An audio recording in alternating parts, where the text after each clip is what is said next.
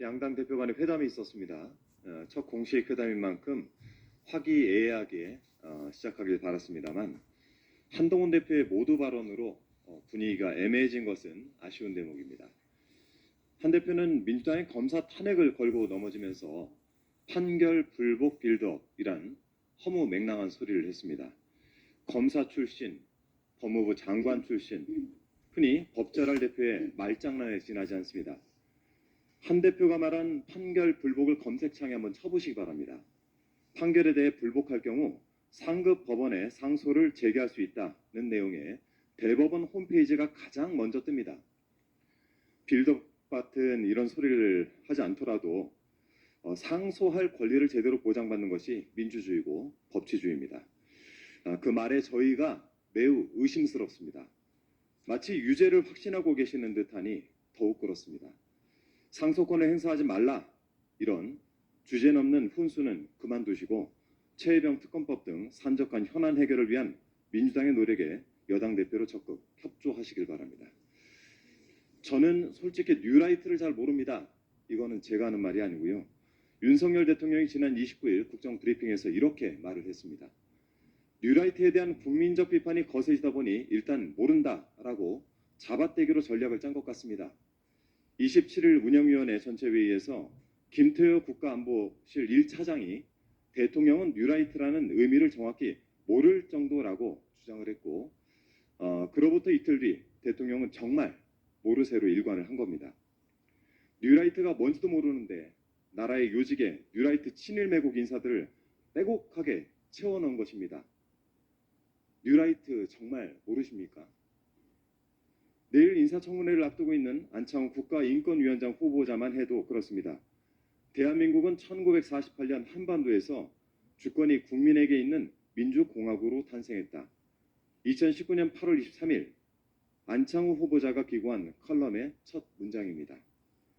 대한민국 임시정부 존중한다. 그러나 식민지 상황에서 국가 기능을 완전하게 수행할 수 없었기에 건국의 완성으로 볼 수는 없다. 이번 인사청문회 서면 답변서의 내용입니다. 구구절절 완벽한 뉴라이트의 주장입니다. 뉴라이트를 모른다는 대통령에게 뉴라이트를 공부할 교과서로 안창호 후보자의 어록을 보내주고 싶을 정도입니다. 이쯤 되면 뉴라이트는 윤석열 정권의 고위공직자가 기본적으로 갖춰야 할 덕목이자 소양이 된 것 같습니다. 왜곡된 역사관을 지닌 인물이 국민의 인권과 존엄을 어떻게 지켜낼지 걱정입니다. 민주당은 안창호 후보자를 철저히 검증하고 뉴라이트 친일 매국 세력이 이 땅에 득세하지 못하도록 지켜내겠습니다. 안창호 후보자 이야기가 나온 김에 한 말씀만 더 드리겠습니다. 안 후보자는 사무장 병원 그리고 면허 대여 약국 허용 여부에 대해서 검토의 여지가 있다는 입장을 밝혔다고 합니다. 의사나 약사가 아닌 사람이 타인의 면허를 빌려서 병원이나 약국을 운영하는 것은 불법입니다. 단순히 직업선택의 자유 때문에 합법화를 검토할 수 있는 사안이 아닙니다. 윤석열 정권의 일방폭주로 의료계가 가뜩이나 들끓고 있는데 불난 집에 기름을 들이붓는 격입니다. 저는 안창호 후보자 이런 발상을 접하자마자 한 사람이 떠올랐습니다. 불법 사무장 요양병원에 투자해서 의료법인 공동이사장이 되었던 사람, 이를 통해서 요양급여 22억 원을 부정수급한 혐의로 재판을 받았던 사람, 바로 윤석열 대통령의 장모 김건희 여사의 모친입니다.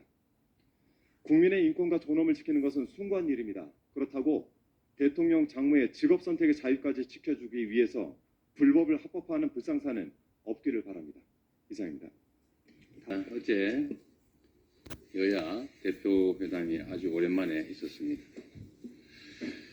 토론이 아니라 회담이었다는 점을 분명하게 말씀을 드리고 공개하지 못하는 또는 공개하기 적절하지 않은 그런 부분에 대해서도 상당히 진전된 대화와 공감이 있었다 이런 말씀을 드립니다. 매우 허심탄회하고 솔직한 대화들이 오갔던 자리였기 때문에 앞으로 여야 관계에서 협력할 것은 협력하고 또 경쟁할 것은 경쟁하는 좋은 계기가 되지 않을까 기대합니다. 특히 민생 부분에 대해서는 너무 세세한 부분이라 구체적으로 발표되지 않은 것도 있지만 상당히 많은 부분들에 대해서 실질적 합의가 됐기 때문에 앞으로 국회에서 입법하거나 또 정책 입안을 하는 데서 상당히 큰 진전이 있을 거라고 생각이 됩니다. 특히 민생 경제 회복을 위한 각종 조치들 또는 자영업자의 부채 문제 또 가계부채 완화를 위한 조치 이런 것들에 대해서는 신속하게 입법적 성과를 내도록 하겠습니다. 오늘은 이걸로 회의를 마치도록 하겠습니다. 수고하셨습니다.